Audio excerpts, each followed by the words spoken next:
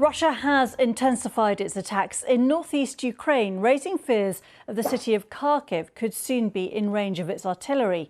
The border town of Vovchansk has been heavily bombed. Kharkiv's governor has said that Russia is trying to stretch the front line. Ukraine's commander in the area has been replaced. In another sign of the growing strain on Kyiv, Ukraine has said it'll need record energy imports after Russian attacks on infrastructure. Well, as Russia makes progress in the war, President Putin is appointing a new defence minister, Andrei Belousov. Like his predecessor, Sergei Shoigu, who doesn't have much experience in the military field, but he is one of Putin's most influential economic advisers. And analysts say that may offer a clue as to the Russian leader's desire to fund his military ambitions. Well, we'll have more on the changes in Russia's defence hierarchy in a moment. But first, our correspondent James Waterhouse has the latest on the fighting in Ukraine.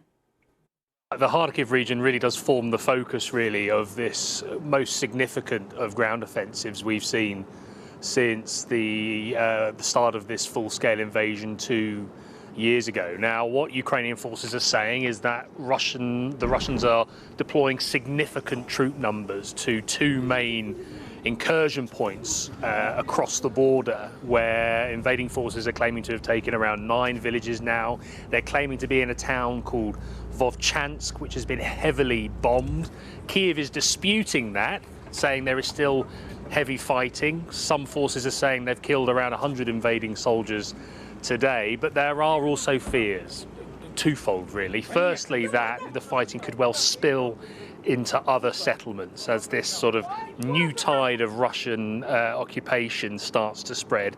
But also, if they were to get within, say, 20 miles of Kharkiv city itself, Ukraine's second biggest city, then that would put them in artillery range, and that is when air defences can't really do anything to protect you. And people living there, as well as in countless settlements across the east, know what happens next, where you have cities that sustain really significant damage and make it all the more impossible to live there. That said, it's not thought this attack is capable yet of taking a city like Kharkiv.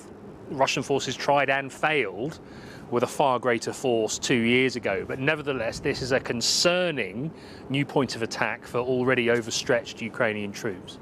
And James, obviously we have seen the US vote through this military aid package.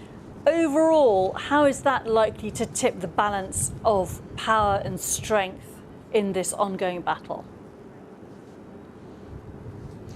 Well, I don't think it'll tip the scales fully back into Ukraine's favour by any stretch. I think Ukraine would take a simple levelling out, if you want to look at it like that. I mean, at the moment, it's not just the story of the last 4 days with this Russian assault, it's the story of the last 6 months, where you've seen Russia really throw everything at trying to take as much Ukrainian territory as possible, notably in the east. But the disturbing development for Kyiv is the fact that it is now happening in the northeast. And there's a lot of frustration too. There are troops there who said, these Russian soldiers walked across the border.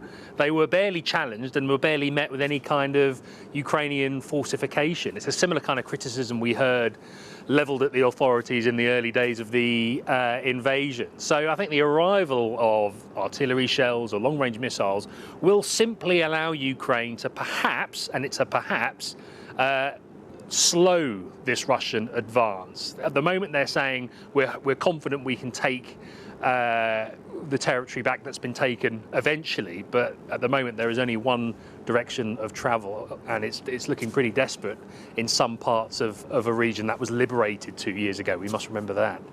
James Waterhouse there in Kyiv.